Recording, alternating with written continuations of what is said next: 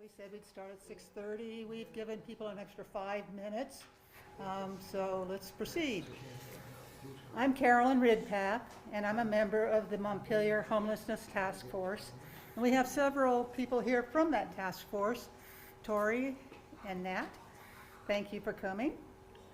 And tonight I have with me Colby Lynch and Matthew Whalen. They are here to put more of a face on the many people in our area who are currently unhoused. In November 2022, Paige Gerton and I, with the support from the Homelessness Task Force, organized a presentation on the root causes of homelessness. Beth Burgess presented a study that she and others carried out under the auspices of what is now named the Washington County Homeless Coalition. The results of the study were based on a series of interviews with people living in motels under the state's transitional housing program. These interviews provided important insights about the broad range of reasons why people become unhoused. The main causes reported were almost 1/3 of the people interviewed said they lost housing due to lack of money or losing their job. Over 1/5 of the interviewees became homeless as a result of divorce or a breakup, another form of economic hardship for many. Nearly 1/5 linked their loss of secure housing to substance use.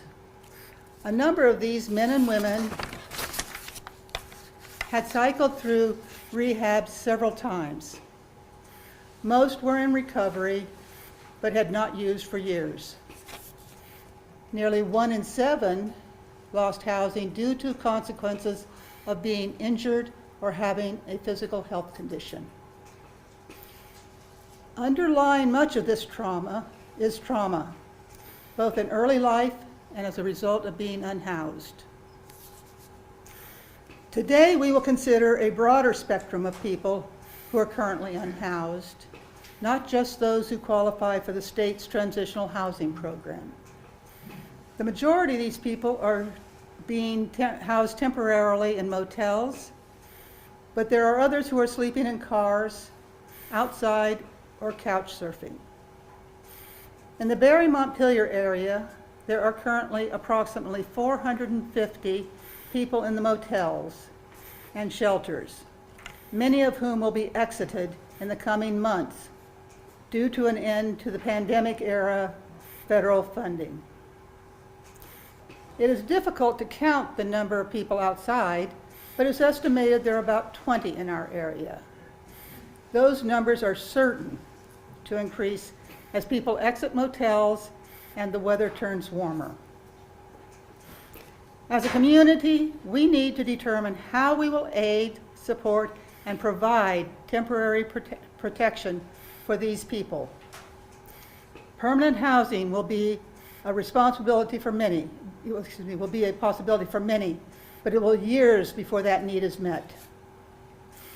Colby will describe how a variety of these causal factors resulted in her living in a motel unit with her partner.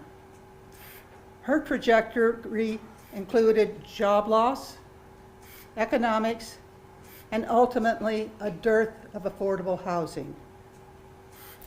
Matt will explore the role of trauma and substance abuse in leading to folks living on the street in Brattleboro.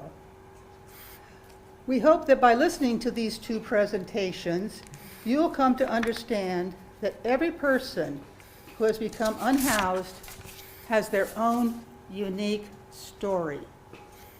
What they all have in common is that they do not have permanent, safe, and affordable housing, and at present there is little hope of obtaining it. There is a need for all kinds of shelter and support, ranging from temporary shelters like Good Samaritan's 3 shelters in Barre and Berlin, and the Overflow shelter in Montpelier, to a variety of more permanent low-income and or low-barrier housing possibilities, including the proposed Habitat for Humanity project on Northfield Street and the Country Club Road site, both of which are seeking public input and involvement. Now I'd like to present our speakers. I'm going to start with Colby.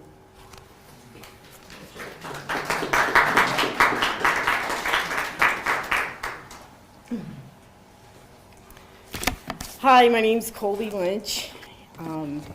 For any of you guys that picked up one of these, Metamorphosis in Reverse, feel free to read along with what I have to say.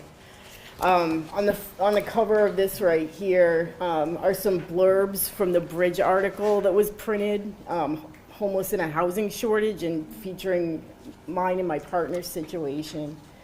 And I've started this out with, right here, shows a picture of Vermont.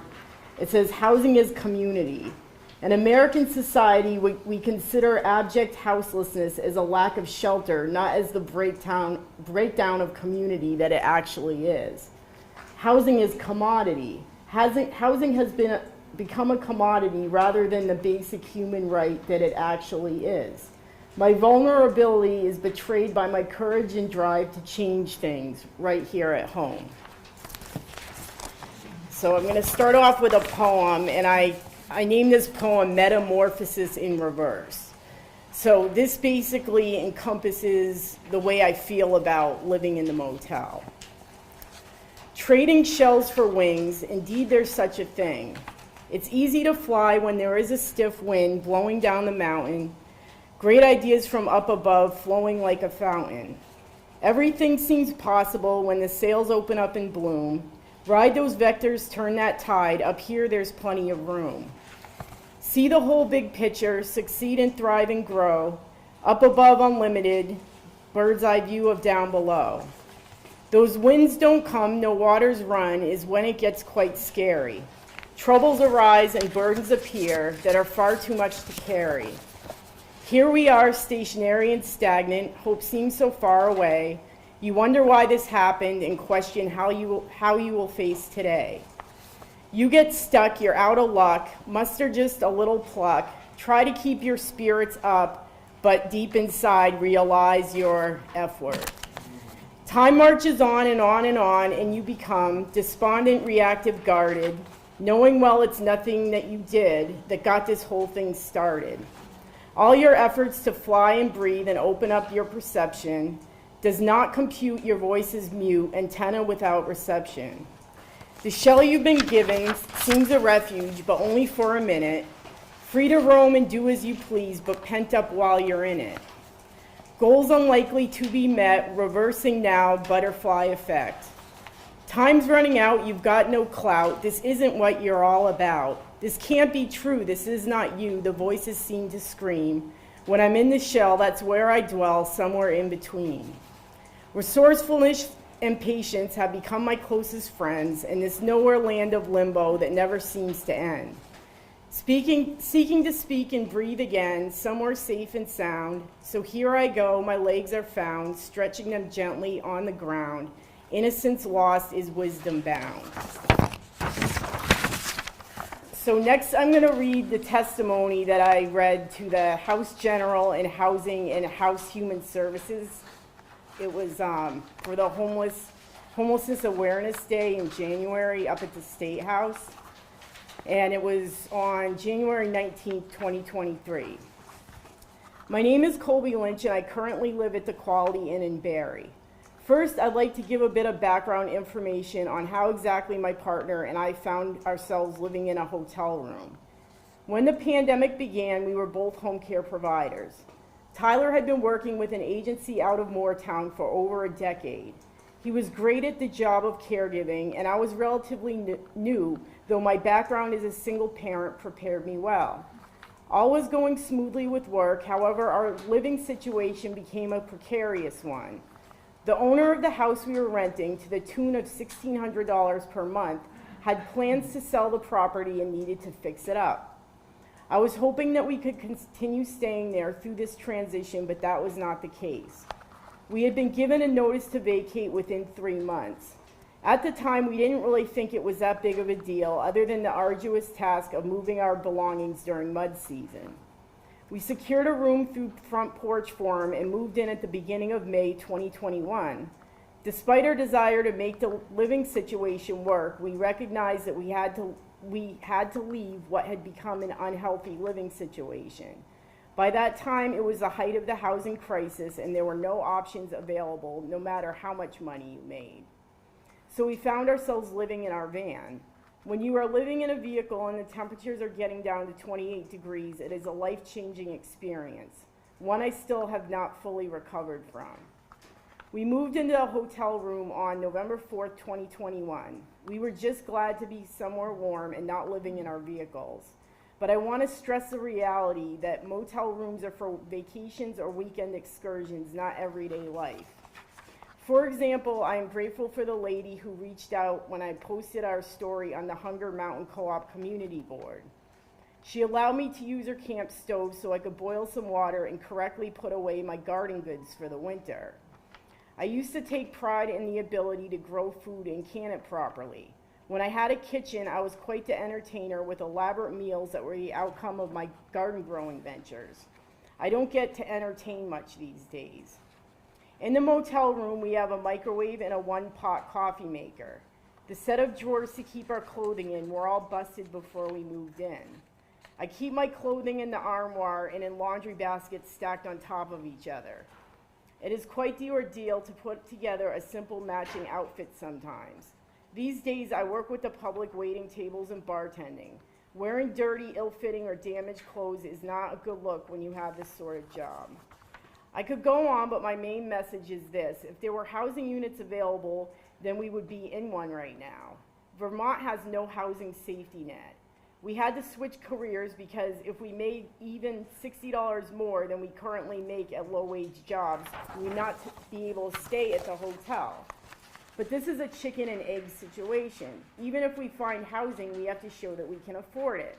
But we can't secure more lucrative income sources because if we do, we are kicked out of our current situation and would be homeless again.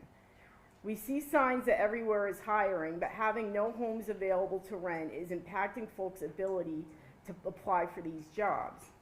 If this great need for unavailable housing persists, Vermont will lose a lot of good workers.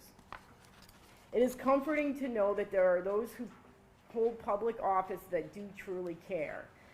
That being said, I shouldn't have to feel like I'm violating community standards just by simply existing. These days, the weariness of the situation has my spirits draining rapidly.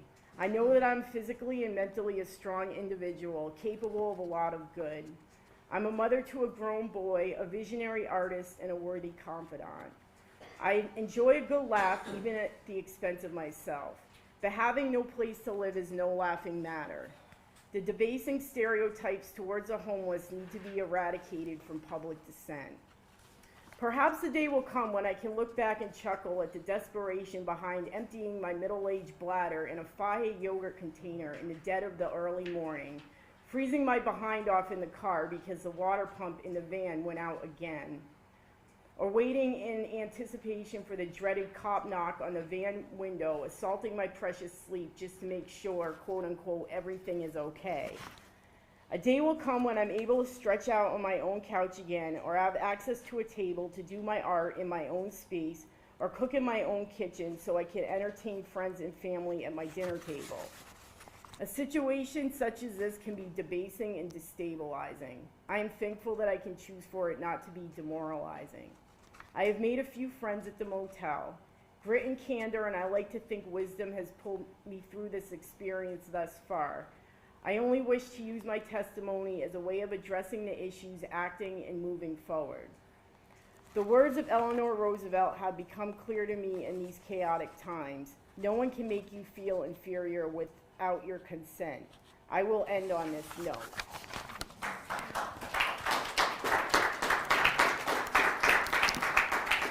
Thank you. That was a false ending, by the way. I actually have more. That was, I like the applause though. That was what I read for the big wigs up at the State House. So that was that. That was an abbreviated edition of a lot that's in this. So if you guys are interested in the full unedited version of the story, this is a timeline of exactly how we became homeless, my partner and I.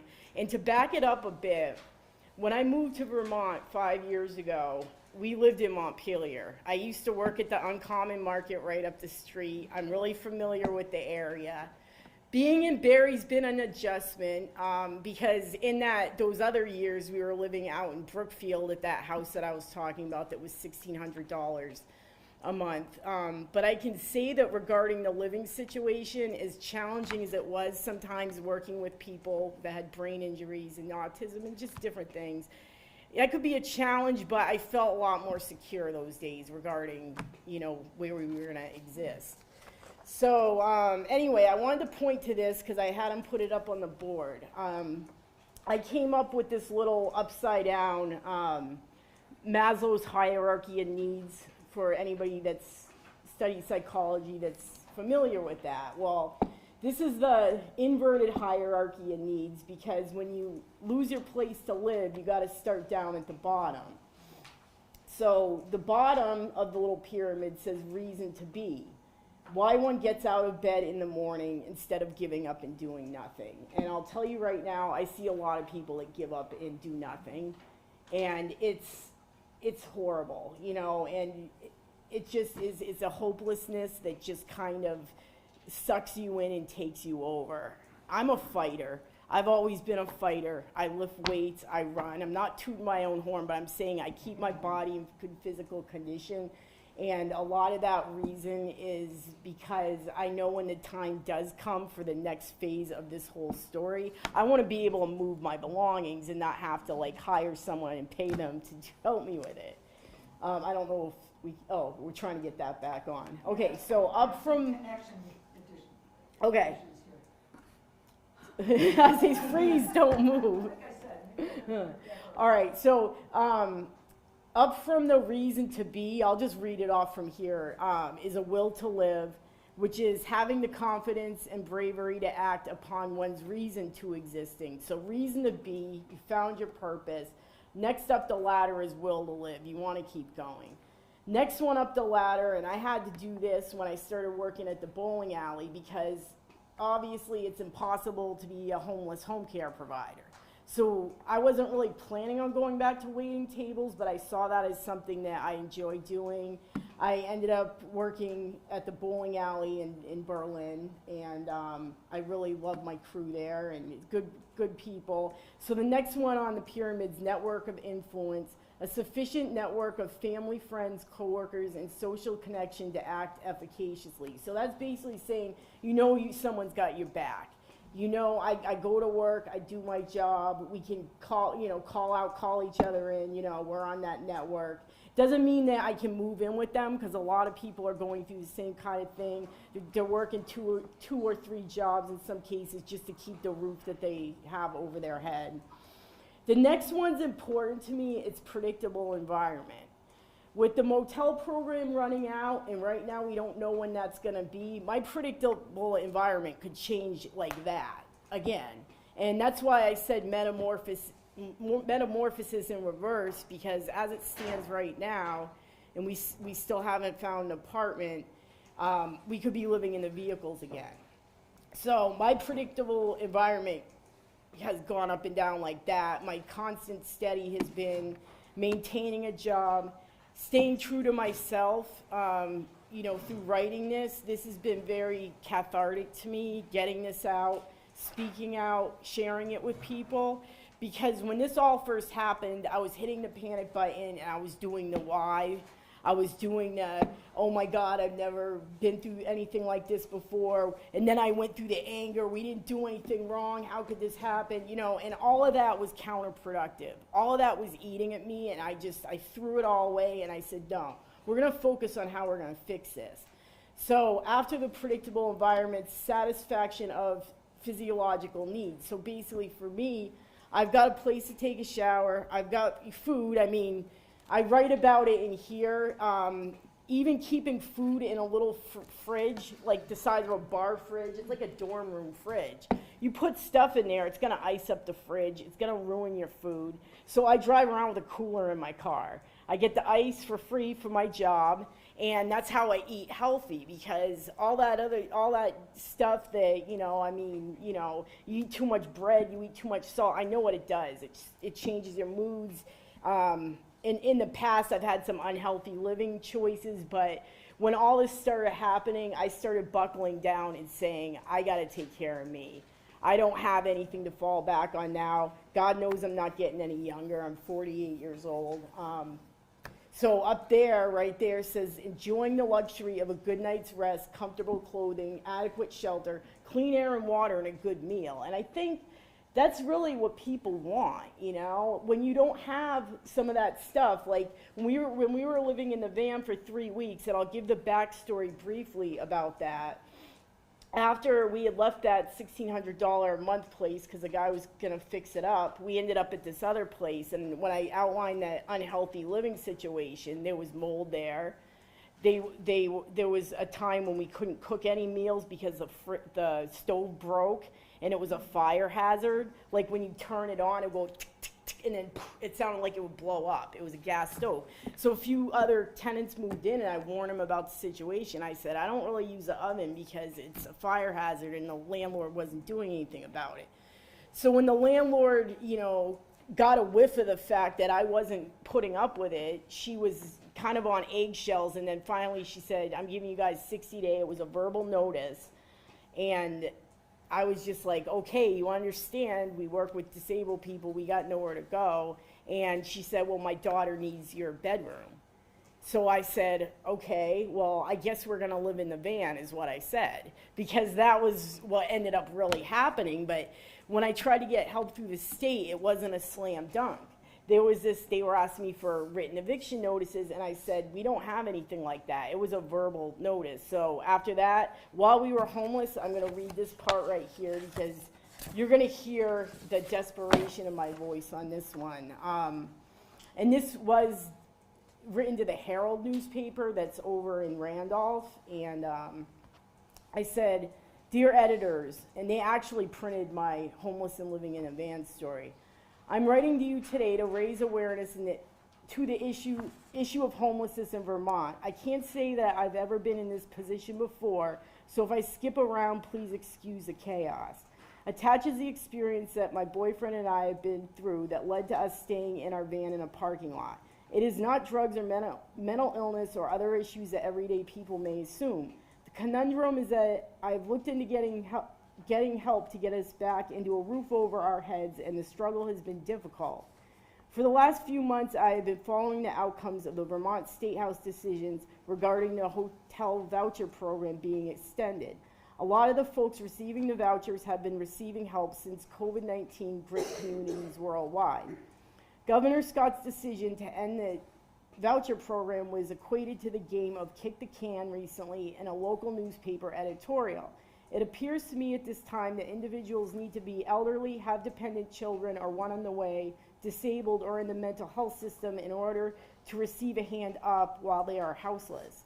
I am an able-bodied, and I put able-bodied in quotes because when it's getting down to 28 degrees and you're in a vehicle, I'm not Bear Grylls. I'm gonna get cold, I'm gonna be freaking out, and I just put that out there. My son is grown on his own. I work a full-time job providing a vocational program for a disabled person through gardening. That's what I was doing at the time.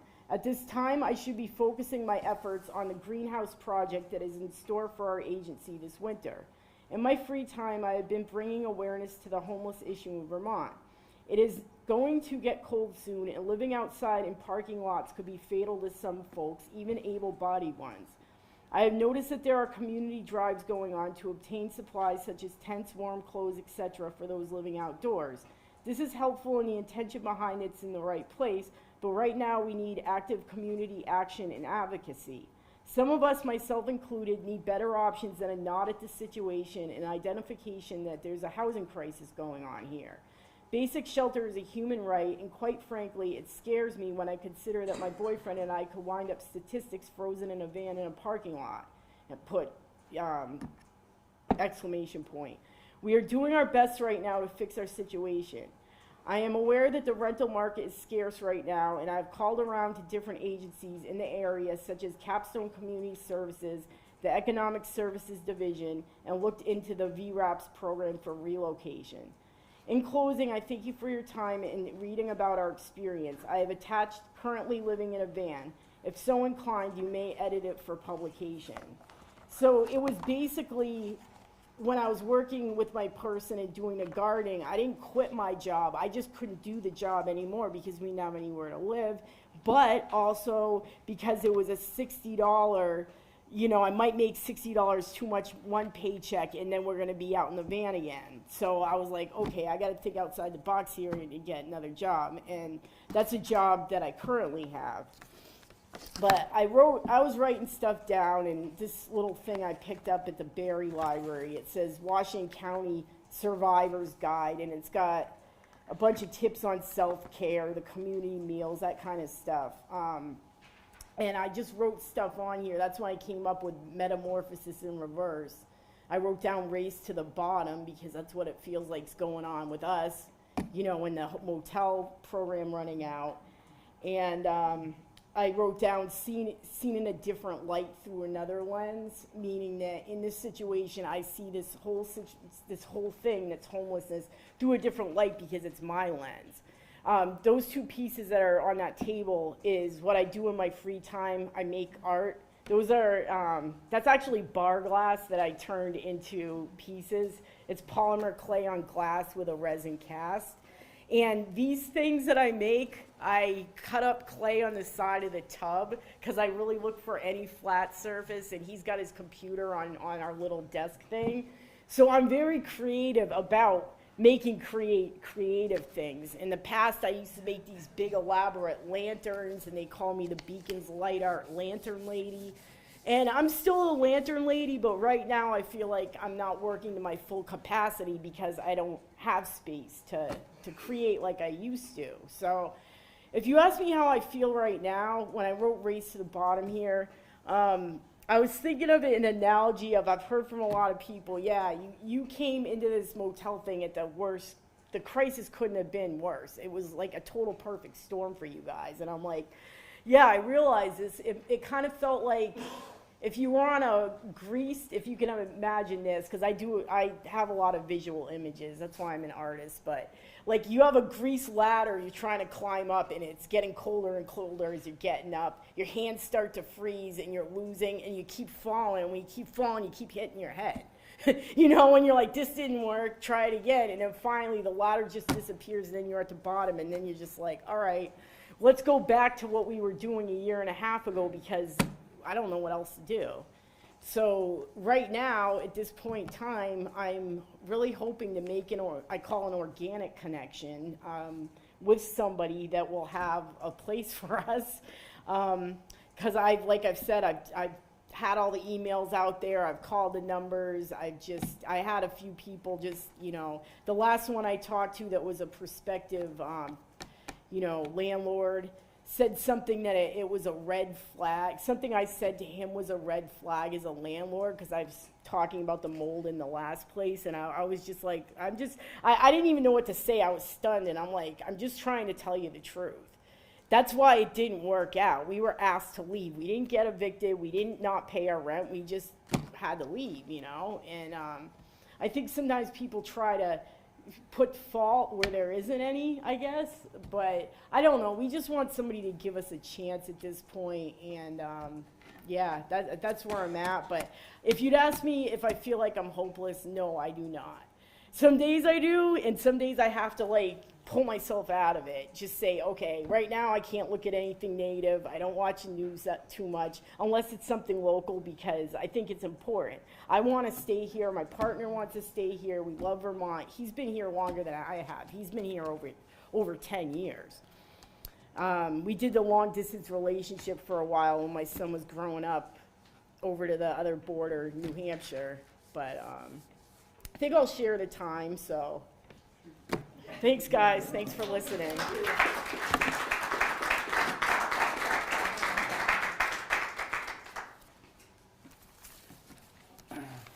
Thanks, Colby. That was really good. That was really powerful testimony. I had not seen that before. Thanks for being here tonight. Thanks for inviting me, Carolyn. I'm very glad to be here, and it's always encouraging, particularly in such isolating times, to meet and be among people. Yes. It's always encouraging, particularly in such isolating times, to meet and be among people gathering to understand and work together on these problems. I wrote this basically keeping to sort of two parts. The first part on what you've called in the past the root causes of homelessness, and the second part on basically what we can do about it. There's obviously no simple or single answer to this. Many factors are at play. It's worth noting that increases in homelessness nationally began in the years, and I think specifically the year right before COVID-19. So it is a little difficult to know exactly what was causing the rise in homelessness nationally before the pandemic happened. But I think it goes without saying that there's no single cause of homelessness, and that each case of homelessness or housing insecurity is usually caused and perpetuated by multiple interacting and overlapping factors. To give some background on my work and how I became interested in this topic may be helpful. For the past 6 or 7 years, I have been writing oral history and journalism. For the most part, my work focuses on homelessness and imprisonment in America. In both cases, my goal is to place those directly experiencing the issue at the center of my work, to have their voices and experiences tell the stories rather than my own or experts. One reason I became interested in the subject of homelessness and felt I could contribute something to the discussion about it was that for a couple of years in Brattleboro, where I was living and still live, there was a great deal of debate and controversy in local government, local news media, among business owners, police, and other well-to-do segments of the community about different problems caused by the presence of homeless people in town. News articles began appearing regularly about locals who feel uncomfortable with poor people asking for money on the street, locals who feel the presence of homeless people or panhandlers is bad for business, other locals nervous about a winter homeless shelter being moved to a location that is too close to other things where people who are not homeless hang out. The tension of this topic and the stream of coverage about it seemed to coincide with the closing of a place called The Wall in Brattleboro. The Wall was a long alleyway privately owned by someone who's just a tolerant person, knew people in the community, where homeless people would congregate, spend time together, unwind, even sleep. The Wall was closed down after an overdose death there, prompting the homeless to spread out all over town each day, and non-homeless locals to have to see more homeless people in more places throughout the day. For years, in all of these local newspaper articles, and there were many of them, select board meetings, town meetings, meetings of local business owners, and more, homeless people were not in attendance at the discussions about them, nor were they sought out.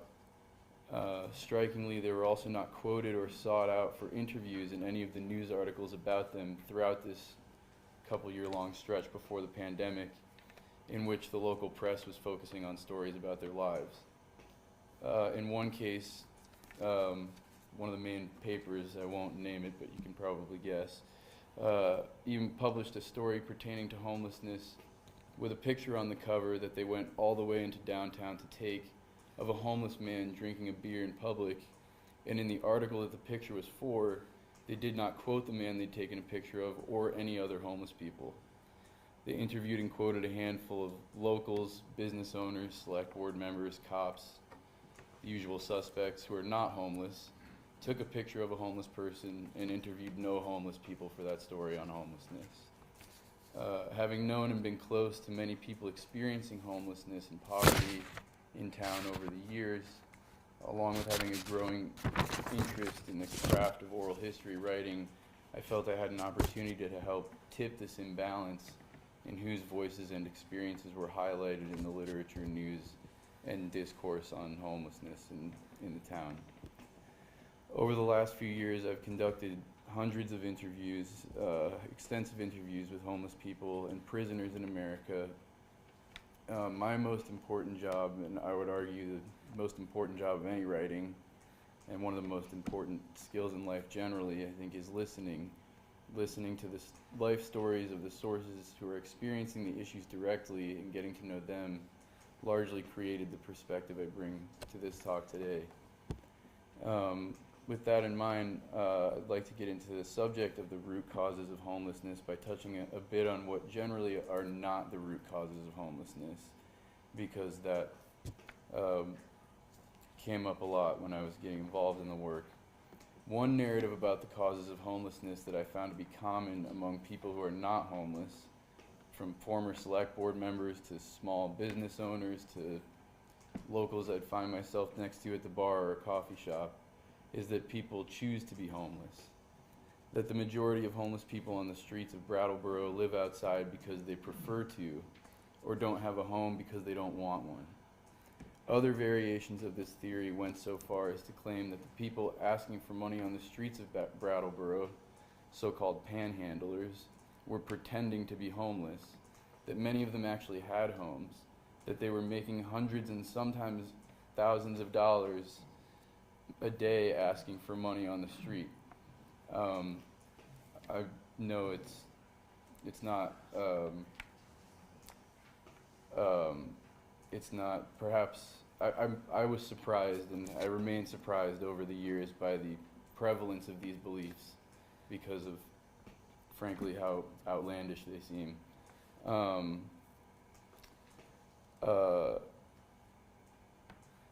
For one of my books, I even tried to seek out people who panhandle even though they have a home. I was able to find only one, and if there's time at the end, I'd be happy to discuss his situation, what it was like to interview him. But even there, it's not like he was pretending to be homeless. He was still not in a good living situation.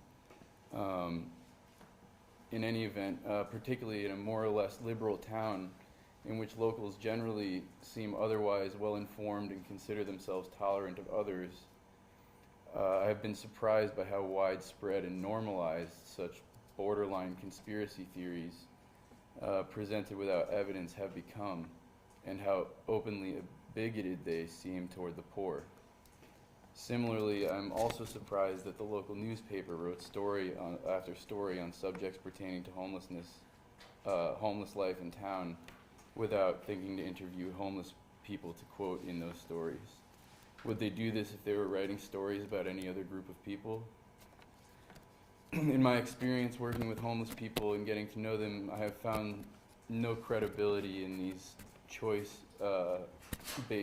theories about why people become homeless. Others assume that the homeless are primarily drug addicted or mentally ill.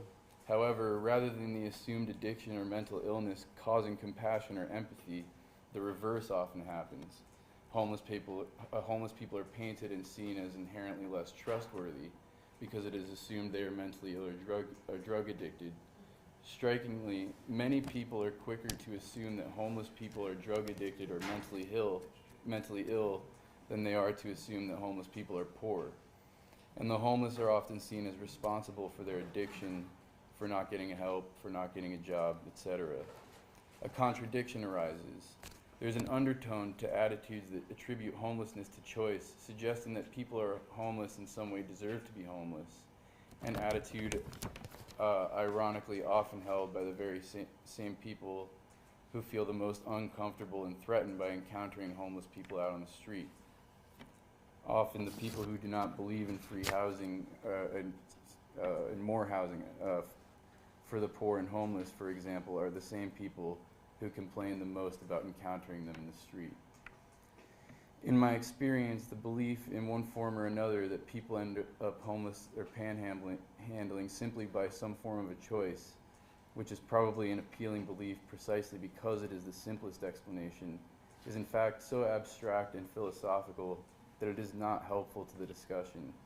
In very few instances is it possible to identify a moment in which a person made a choice to become homeless on his or her journey, but more importantly, even in the rare instances in which we can identify the moment in which a person chose in some way to be homeless, that knowledge all by itself that such a choice was made offers little to nothing in the way of explaining the cause of their homelessness.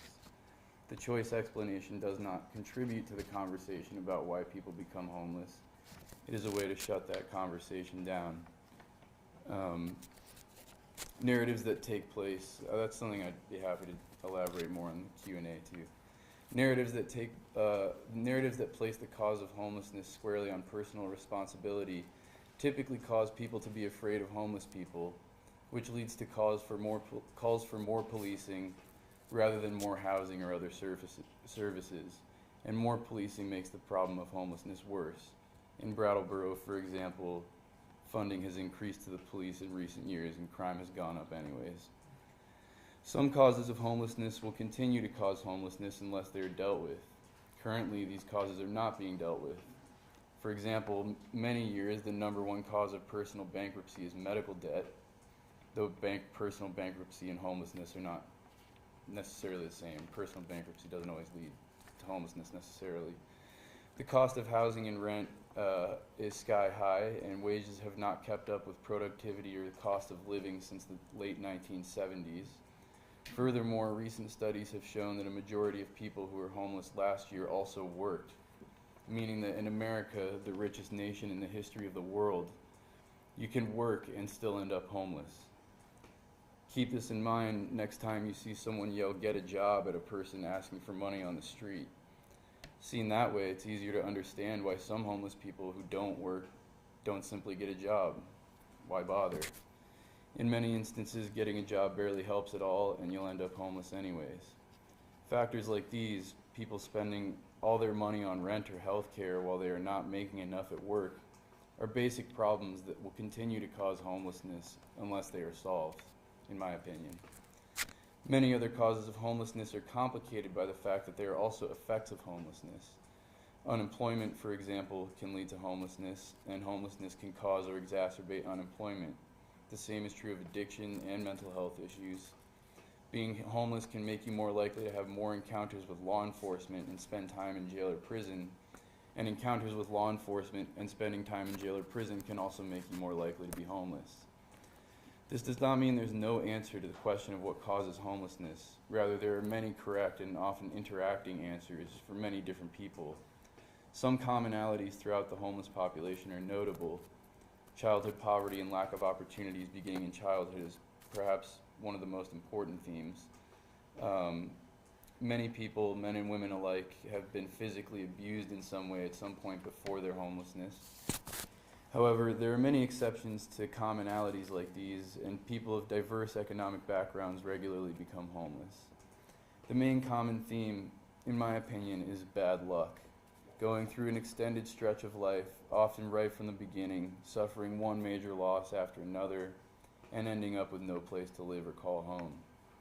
Since we have common themes and many different but often overlapping useful answers to the causes and effects of homelessness, which again are often the same, one of the next questions in my mind becomes how to treat people who are homeless, both as a society and interpersonally in our individual day-to-day lives.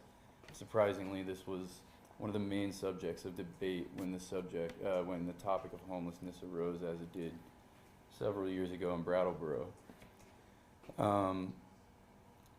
As you gathered by now, I do not believe the narratives that make sense of homelessness by blaming the life choices of individual homeless people. Saying a homeless person is homeless by choice, or calling a homeless person asking for money in the street a panhandler, is a little bit like calling a prisoner sedentary or indoorsy. Making assumptions about the personal choices of homeless people is neither accurate nor helpful in coming up with solutions on a broad scale. The question of what we can do about homelessness, in my view, is a two-pronged question, and the answer to the first part is simpler than the answer to the second part. The first question is how we treat homeless individuals in our community, interpersonally when we encounter them. If you became homeless, how would you want people to treat you? After all, it could happen to you. Your odds of becoming homeless are a lot higher than people may think, about 1 in 200 in America, with some adjustments made for the economic background the person starts out from. The question of what we, sorry, already. Yeah, and if you are someone who feels offended, uncomfortable, or threatened by the presence of homeless people in your town, keep in mind that what you want is the same as what people want who are sympathetic to homeless people, not to see people living out on the street. The second part of the question is what we can do politically about the problem, beyond the interpersonal and individual level, how we can organize to address the problem more broadly in society, with the end goal being the near eradication or virtual eradication of homelessness.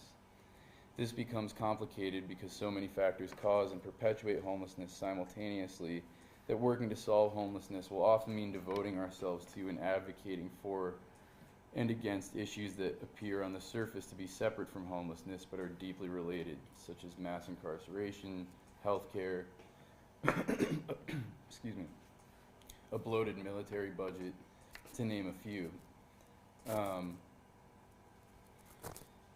So let's take the first question first, how we should treat homeless people we encounter at the individual level in day-to-day life. And in my opinion, the answer to that is rather simple. It's just to be kind, open to getting to know people, and to be non-judgmental. Don't be any less open to interacting with, knowing, or being friends with those from lower economic backgrounds than yourself than you are with anyone else. Do not make assumptions about how people who ask for money on the streets will spend that money, or pass judgment on them based on assumptions about their spending habits. Do not assume that homeless people are dishonest or untrustworthy.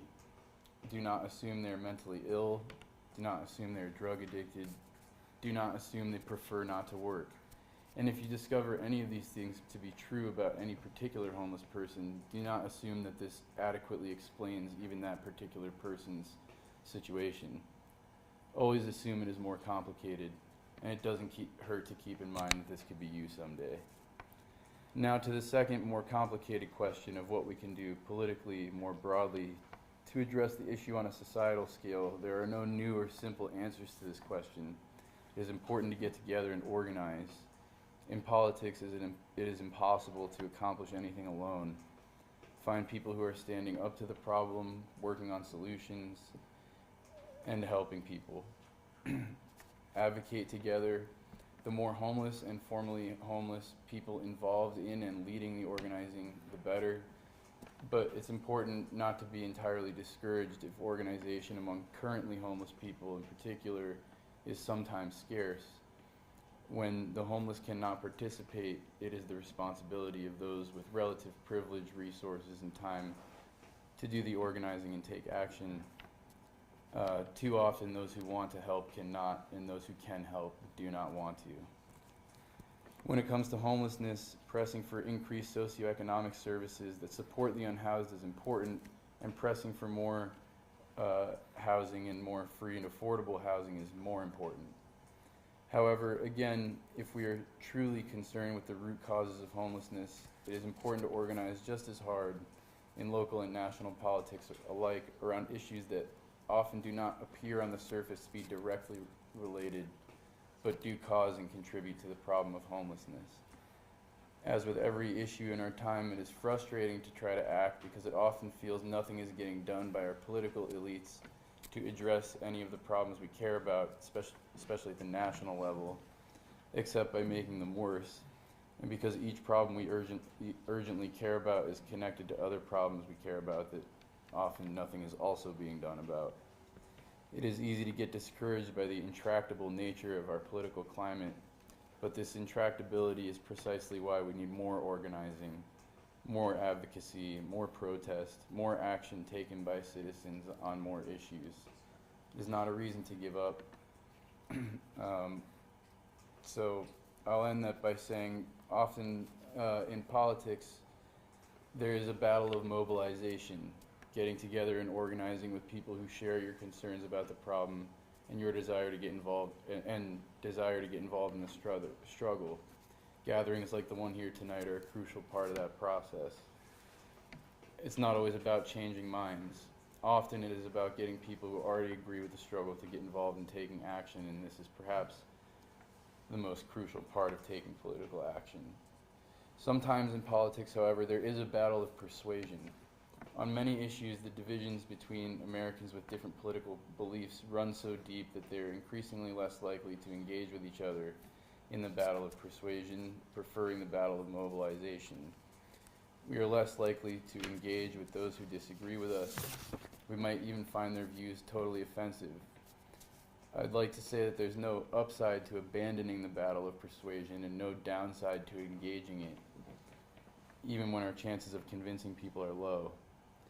When we engage in the battle of persuasion, there's a small chance we will change minds and a larger chance we won't, but there's no chance we will change minds if we do not engage. Worst case scenario, the person you're trying to convince will feel the same way they already did. And I'll end by noting again that on the issue of homelessness specifically, there's at least one point of common ground among people who are made uncomfortable by seeing homeless people in the street and hold prejudiced views towards them, people who are sympathetic to the homeless community, and homeless people themselves. None of us want to see people living out on the street. My hope is that in addition to the mobilization of people who are sympathetic to the homeless, this commonality can also be the beginning of alliances even among people who disagree with each other, and often especially at the local level. And I think I'll stop there. Yeah.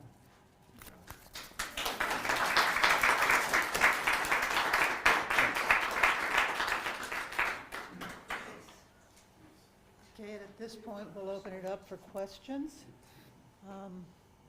Observations. I saw a lot of people nodding their heads at various points. If you want to reinforce what was said. You'd like to speak? I'd like to speak up if I could. Okay. I'm gonna make it short and simple.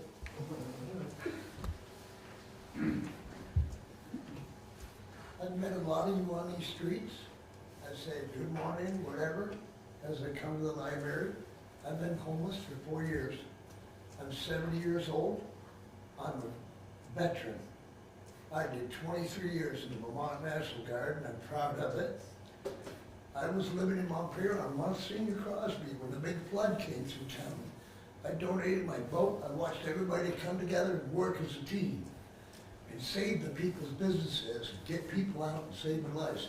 I watched a car in the parked motor vehicle parking lot, brand new. Guy jumped out of it, ran into motor vehicles. It tumbled into the river and went down the river. I saw that personally. Everybody in this town can work together. I used to drive school bus here for a number of years, for the middle school. For the young kids, I helped build the playground. Remember Noah's Ark? I was involved in that in the playground up here. I volunteered, and a bunch of people that ran businesses in this area donated lumber and everything, including Allen Lumber Company. We built a playground for kids on the weekend. Everybody can work together and help the homeless. Yes, there's some bad homeless out there. I won't disagree. I'm alcohol and drug free, and I need a place to live. The reason I got homeless, I was living in a trailer that was so full of black mold it made me sick. I moved into a fifth wheel camper with my little dog, and my poor dog, he froze. He cuddled up in 3 quilts. I bought propane tanks, because it's the only thing I had was these 20-pound cylinders. I went through 3 loads a week with a Subaru. I had tanks apiece and paid dearly to get them filled. I had to take them in New Hampshire. It was the cheapest place to buy fuel. Even insulating a camper. Campers are junk for insulation. Anybody that owns a fifth wheel will tell you the same thing, even brand new ones. The insulation is about that thick. I had to move out of there. I sold that piece of land and just about gave it away because of the black mold trailer. I was building a tiny house up behind the trailer. which I made a deal with a guy that he would let me have it. Well, myself, I was so sick, I couldn't get everything moved off the property. He kept the tiny house. People from New York that bought an inn right in West Thompson Village at the church I was going to every weekend. This woman walked up because she had a good week and handed me $500 in cash and says, an angel told me to give you this to put insulation in your tiny house. And I said, I will work my butt out to pay every cent back, and I will. I used to go over and shovel her pathway around the inn so people would get into it. We'd go there and have our get-togethers, and everybody would do potluck. Everybody knows what potluck is. Everybody eats together. See what I mean? That's what this place is about. Montpelier, I am proud of. A lot better than Barry. I've lived at the Budget Inn. I lived at the one you lived at, which is the best motel in that area as far as I'm concerned. I lived at the Knoll Motel. And from there, I went on the street because the vendor ran out. 30 below zero. This coat right here is a lot warmer than what I had on. I slept under bridges, and I did this. I walked the streets of Barrie from Cumberland Farms to Cumberland Farms all night long, just to keep warm so I wouldn't freeze to death. I had no choice. I'm not proud of it, but I'm a human being. It's like this old story from the church. Red and yellow, black and white, all the same. Indian, I'm mixed breed.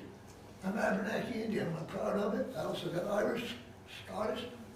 I have an attitude problem sometimes, okay? But I'm a mixed breed, but I'm still a human being.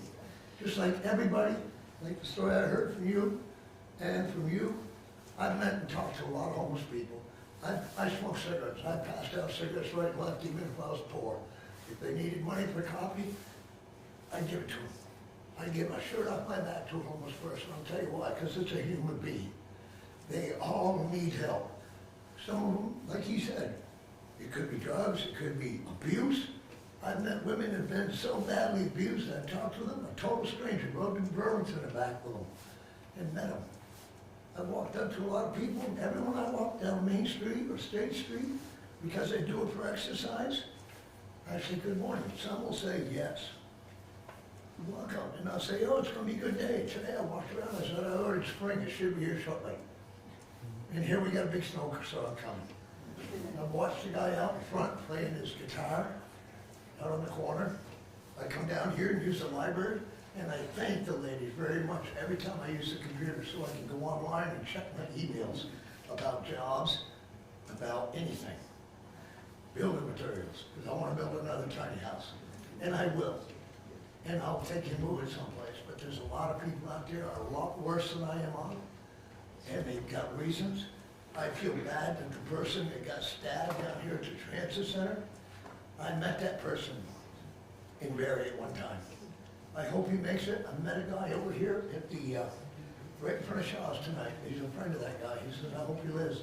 I said, tonight and all the way up, where I went and came back here, I prayed for that guy that he'll make it. I told that guy I would pray for his friend. Because I'm not a perfect Christian, but I usually go to a mountaintop and I talk to God. Everybody's got a different way of doing it, okay? Or I go to Baptist church or other churches. I've been in church all my life. Even when I was in the National Guard, I'd go talk to a certain person. I trained a whole bunch of men to do things. Diesel mechanic, everything. Everything the Army had, I could drive it. Okay? But to get away from that, because I could go on all night, if you can do something to help a homeless person, even if it's to buy him a cup of coffee because he's cold, don't buy him a beer. Buy him a cup of coffee, grab him a sandwich and pass it to him. The guy will thank you 100% over. Am I right? Yes. Or a girl will do the same thing. Because it's something they need. The food shelf is great, but the only problem I don't like about the food shelf, their bread is frozen. I can't keep it in my motel room less than a week and it turns black mold. I threw 2 out today. The guy evicted out of a motel in Montpelier, but that's another story itself. I'm back on the street officially. But when I walked underneath, back and forth underneath in Barrie City from Cumberland to Cumberland, and I had a thin coat, Montpelier gave me this coat. I got it at City Hall. I got 2 that day. It was a donation thing from some of you people. This is my lighter one. I still got the heavy one. I thank whoever donated 100% over, believe me, because everything I had in my trailer, when black mold went through it, I lost all my clothing, my house trailer that I owned and paid for, and I had to walk away from that.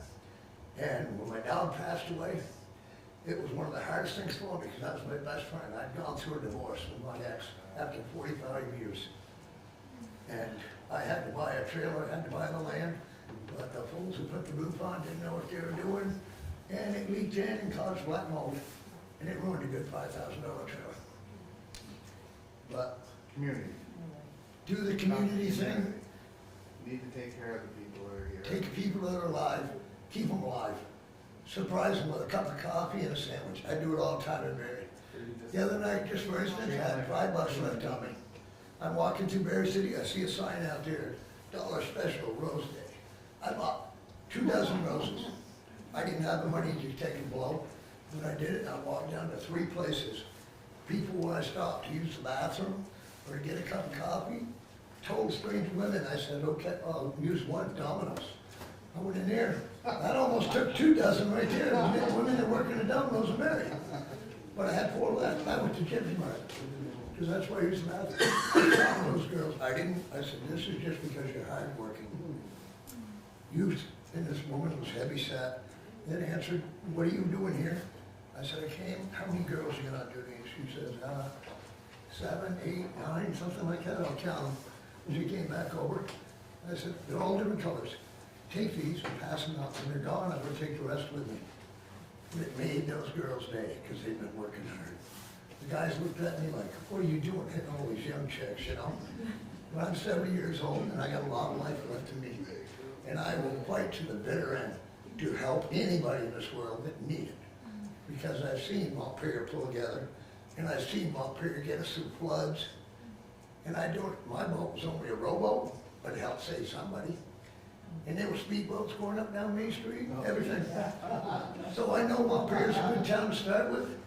Barry, it's gone downhill a lot. And I owned land at Montpelier, and I gave the ex the house there when I moved down.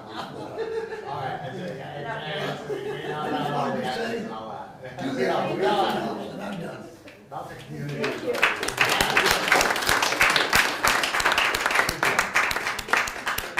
Somehow I thought a lot of people here had something to offer, a lot of heads nodding. Does somebody else want to ask a question or offer an observation? Tori? This isn't really a question, but for anybody who's looking for housing, Phil Dolter and Linda Norlando had a post on Front Porch Forum this morning that they have a small apartment downstairs in their house that they're renting out. So if you can get onto Front Porch Forum, give them a call. It sounds like it's pretty simple. I think it's a bedroom and a you say quite a sitting room. It was for $950. Yep. I do think he might have mentioned you need a 4-wheel drive, but the best thing to do is to call the person because Yeah. it might work for you. Yeah, and he said it's good to have a 4-wheel drive. I've been up and down that driveway before without a 4-wheel drive. Okay. It can I be didn't know where it was. That's why I mentioned that. Yeah, it's up Yeah, it's very hard to find out. way out there in the street. Anything under French 1,000 Village in Street. this town is. Yeah, and it includes, I'm pretty sure it includes Yeah, heat and electric and everything. everything. Anyway, today, this morning's for. Are there any questions? Do you have questions for Colby or Matt? No, there's a problem, homelessness. Our story's kind of like theirs. It's just hard, you know, I'm an educated, I got a master's degree. I won't do my story like Gary, but my mom's estate got taken from my family, whatever, the money, whatever. So I was homeless. I met her in the homeless, in the hotel up in Montpelier. But it's really hard. Not only with that, with the advice that economic service gave to me wasn't correct, and it really kind of put me in a bind. So they really don't know the answers as well. Even their managers don't know the answer because they're waiting on the federal funding to come in to say, all right, this is that, this is this. I've had a really hard time getting correct answers from economic services, and the only way to do it is if you call them, you're on the phone for 12 hours, And that's exaggerated, I'm talking at least 3 to 4 hours. And for one, if you don't have any electricity to charge your phone, then boom, what if you don't even have internet, it's just, so you have to go there, and if you don't have the buy ride thing in Montpelier is one of the best things I've ever seen, it really is. She gets around on it. I have a truck, I have my RV, which, my van that's a little, but she walks a lot, and I like to walk as well, but the My Ride thing is a great program for Montpelier or anywhere else, It's just, there's so many issues with homelessness. It's not only Montpelier, it's, obviously the United States, but you have to get it into your town, You have to simplify it down into, all right, we're Montpelier. We're not, Joe Smo from Idaho. We need to think about the people in Montpelier. I know a lot of people don't, not in my backyard. It's in your yard. And the only way to solve the problem is to get people a stable house. Because if you don't have a stable house, how can you work on your mental health? Or if you're a drug addict or an alcoholic, how can you even think about it? You can't challenge those challenges until you say, every night, I get a place to live. Believe it, I've slept in this shit out of my van, and it sucks. I can handle it. I'm Bear Grylls, but she can't, or my dog can't. The reason I mentioned the Northfield Street Habitat for Humanity project is they solicit input. And it would be good if anybody can attend those hearings to emphasize the need for all kinds of low barrier. A lot of the homeless have no voice because they're scared if they speak up, they're going to be thrown out on the street. Oh, yes, I know. And that's one of the biggest problems, really. And it happens every single day. If the guy don't like it, boom, see ya, I can see if, you're dealing drugs and all that dumb shit. Yes, get them out of here. But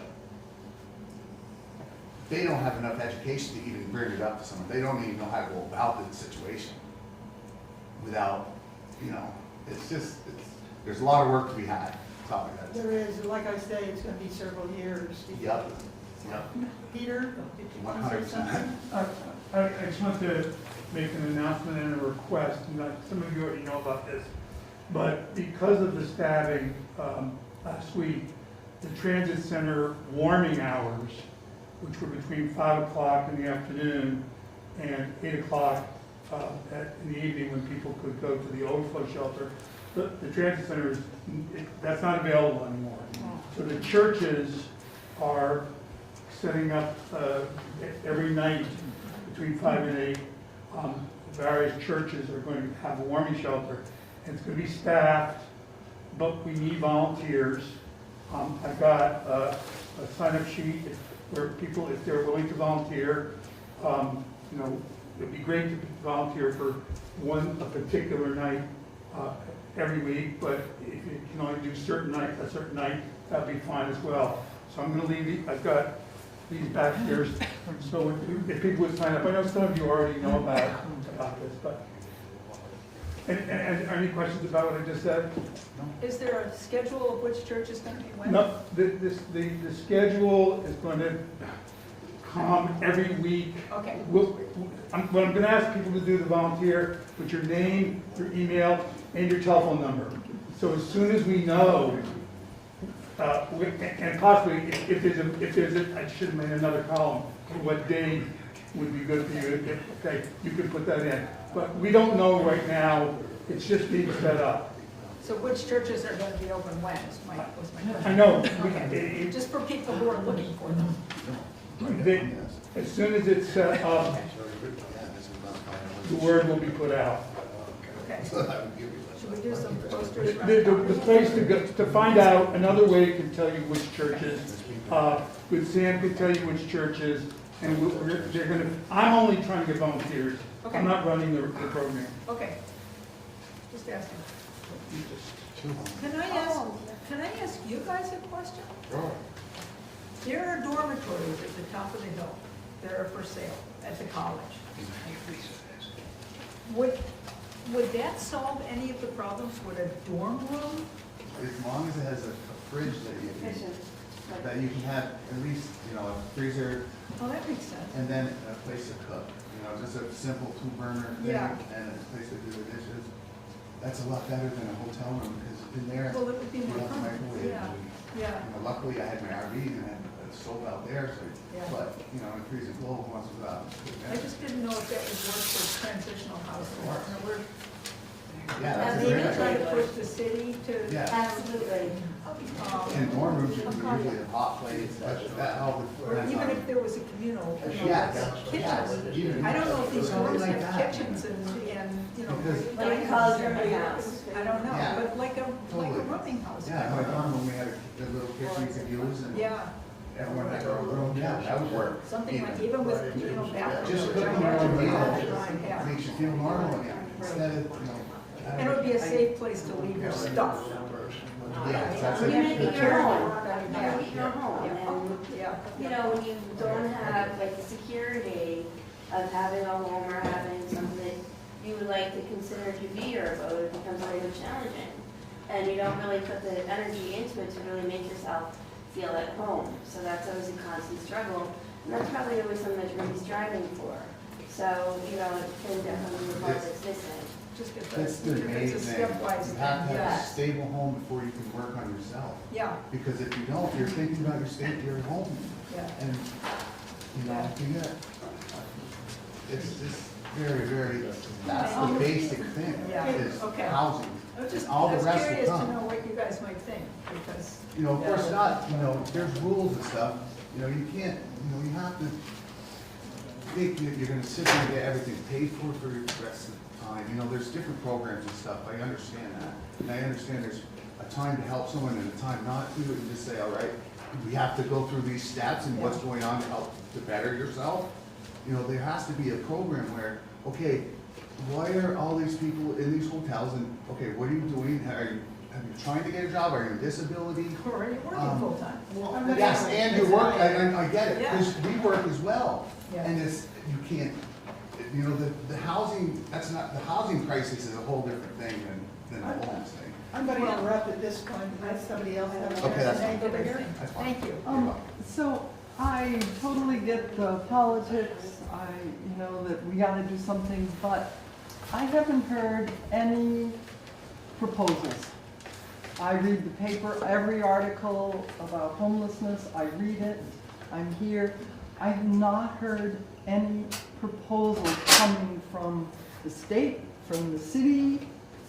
Has anybody heard Who makes it? proposals? City You know, I council? have one. Okay, so I don't know anybody personally that owns one of these homes, but there are several homes out there that they use as like Airbnb, for example, Oh. short term.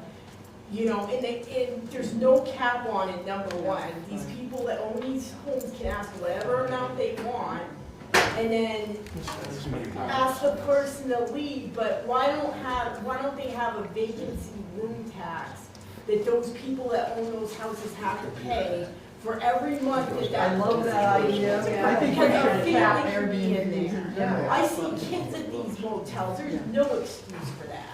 And I get upset because when my son was brought up, we had the same apartment for 13 years. Yeah. I can't even imagine a moving a child to the motels. What's that gonna teach them about the goodness of people? I have another question for those of you who are employed and can't find a place. What would be an amount that you could afford to pay for rent? You're looking at $1,000 for 2 people, you know? Yeah. It's gonna be a third of your weekly paycheck, about $1,000. Yeah, you know, $1,000 a month, but I just saw one for like $1,500 and it's no electricity or anything like that. You have to deal with that, that's another $300, Yeah. you know? You're talking 1,000 Yeah, total, $1,000 including all the total, utilities, yeah. yeah, Okay. 1,100 at the Okay. most for everything, Yep. you know? And it's, yes, it's So really hard to find. To answer your question, I don't know of anything that's a concrete proposal for any type of longer-term housing at this point. Like I said earlier, Habitat for Humanity is considering proposals for housing. I'm not sure what they'll come up with in the end, but again, anything that would be talking about housing would be probably 3 to 4 years out before it would be available. Peter? Oh, yeah, there's a bill actually, which is in the Senate Appropriations Committee right now. If any of you, which has a lot of, it's an omnibus bill. Obviously, it's going to be hacked up and who knows what'll come out of it. But I was at a meeting today of the Coalition Homelessness for Washington County, and Sue Minter, who is the director of Capstone, urged everybody and anyone who has any experience in homelessness, particularly people who are homeless or who work with homeless, to email testimony based on your own experience, just a short piece, urging that this bill in some form be passed. And I'll see if I can, What is the bill again? I should have brought the, It's promoting what? no, it's an omnibus, it's a many faceted solution related to housing, homelessness, housing all the way from temporary emergency housing to more permanent housing, congregate housing to non-congregate housing, and a pathway from one to the other. It would address the issue of the current motel program. It's a big program. It's Is fine. there It's, an email group that you? yeah, I've got, Homeless, like, you know, I wanna talk to you guys to advocate for the same shit you guys. appropriation. Now, there's another thing that's happening, is we're having elections here. If he has that bill and stuff, and he can get in hold of it. Excuse me, we're having elections in Montpelier, and so I would pick people that you know to be sympathetic to this situation, because if something's to be done in Montpelier, City Council has to be on board with it. So that's another approach, in addition to going to the various developments and giving your input on that. For those who don't vote, I think they don't have to rely on us. For those who don't Sorry. vote, do. Well, but there are people who don't have a residency I know. here, so I that. know. But you don't have to have a residence. Right. Oh, okay, we've abolished that now? You, all of you. Then can vote, register vote, to vote. You don't have to. The other thing is that the homelessness task force, and I know this is gonna make people cringe, but we still do it. The homelessness task force has hired some consultants to actually come up with an actionable plan Doesn't to make do you cringe. something in Montpelier. That is supposed to be presented to the city council sometime in March. And the homelessness task force should hear it first. And those meetings are open to the public. They are, Where are they listed? on the city website, which probably doesn't help if everybody's here. I'm trying to think of a centralized email that we could use, Yeah, that's all I was that people asking. could contact. Well, the homelessness task force is 11:30 in City Hall. Wednesday. Every other week, starting March 1st, March 15th, Right. and several members, there's a bunch of us here. What time is that? 11:30 in the morning till about 1, at the main, at City Hall in the main, And if you go on the city website, there's a list of, what you want to do is navigate to agendas and minutes, and I got you. that lists all of the committees, including the homelessness task force, who also have the Zoom link. Do you have access to the website? Yes, I can get a hold, yes. Okay, so 100% the I can do city's that. website, it's a little kludgy, but it has a button, if you scroll down, there's something that says agendas and minutes. Yeah, And Minutes and you then- click on that, it gets you to Minutes, all right, the listing of all the committee meetings. You can find the homelessness task force, you can find city council, they'll give you the agenda. yeah, that's cool. the agenda for this next meeting is all 3 of the candidates for mayor are coming to talk Oh, to that us would be good. about their That's- ideas about homelessness. Yeah. And that's the day after tomorrow. That's right, 11:30. And just for the record, at the mayoral candidate meeting today, there was talk about limiting Airbnbs, particularly in non-owner occupied houses. I think that'll be an uphill fight, but I think it's a good one to fight. There are some other regions that done that with some success. Oh, I would like more to. New Orleans. Yeah, I don't know a ton about it, but I know it's been done. Do you know where? Mary? I would really like to promote tiny houses more, and I feel like, if, you know, there's a possibility that I could really work towards that if other people would join in, and if I can see if I could get some funding. I do have building experience, and I have lived in it was an ex-fishing shanty. Fixed up. That's tiny. And it was 10 That is by tiny. 7, but, you know, a 16-foot mobile, tiny house, you know, I think this is really key because a person could get started in it before, and then when they move on, then it's free for somebody else, or there's all kinds of options, you know, with something like that. And I really would like to venture into that if I know people that were interested and wanted to try to get some funding for that. Okay, Mary, well, we got another person. 5 minutes. Yeah, we're running I out. agree with you. I just talked to him, he gave me his I number. agree with you on the tiny house thing, because they used them for, what was it, the one way down south in New Orleans? They put temporary housing on bunch of those. Then they sold them. The federal government made too many of them, they didn't use them, and they started to mold because Yeah. they were there. Isn't Brought that in, too tiny? with tiny houses, you can have a bedroom, a kitchen, and a living room. That's all you basically need, Okay, now, and a bathroom.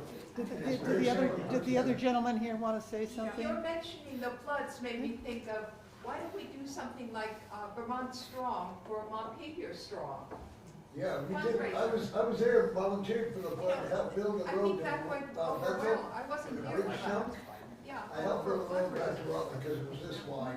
But I wasn't here for that, but I remember, I think that went over really well, the Vermont Strong, and so Oh, yes, we very could have strong. fundraiser for Montpelier. Okay, But we the got question I had 3 minutes was, left. We I got, know this is Montpelier, but up in Berlin a few years ago, they tore down a whole row of houses Yeah. and sold the lumber, because they were gonna build some housing up there, it's still just sitting there, and that's probably 10 years ago. okay, we got about 2 or 3 minutes left. Is there anybody who hasn't had a chance to speak? I'll back up, let somebody else talk. Nat, you want to say something? Even some halfway decent. Paige? Let me, Let Nat have a, can I respond to what I'm hearing? Please. It really concerns me deeply to hear you say that you haven't heard of a single proposal that would deal with this tangled and complicated issue. Am I hearing you correctly? I've read, pie in the sky proposals. I haven't seen anything serious in the paper. Okay, now I'm going to go into, I'm going to make a comment that I haven't researched. It's a hunch. I'm going to share a Let hunch. you get away with it. How's that? I think that the various jurisdictions that handle government are waiting for the state to act, are waiting for the communities to act, are waiting for the regional. Makes sense. Everybody's waiting for somebody to act. Because nobody wants to be the guy that comes in and says, your taxes go up 10%, your taxes go up 15%. So that's my hunch, is that there's a tug of war going on between the state and the local governments and all the other jurisdictions in between to see who's going to pay for this. okay, But well, I may be wrong. okay, let's end it on that I note. think there's a lot of truth to what you're saying, sir. The critical thing I'm hearing tonight is we're finally hearing from people who have had, are having the experience of being unhoused in central Vermont. And I think that's incredibly valuable, particularly given that we have so many members of the Homelessness Task Force here. If you choose to attend those meetings, they're on Zoom, in addition to being in person. And at the very opening, people introduce themselves, and then the next thing is public comment. So there's an opportunity to make a comment. It'll be limited in time because there are time constraints generally. But that's an excellent way of being heard and maybe not being quite as exposed as you might be in another circumstance. So I want to thank all of you for coming tonight. I think it's a wonderful turnout, and I think we had a great conversation that had some depth to it. I think we need to give our moderator a good hand too.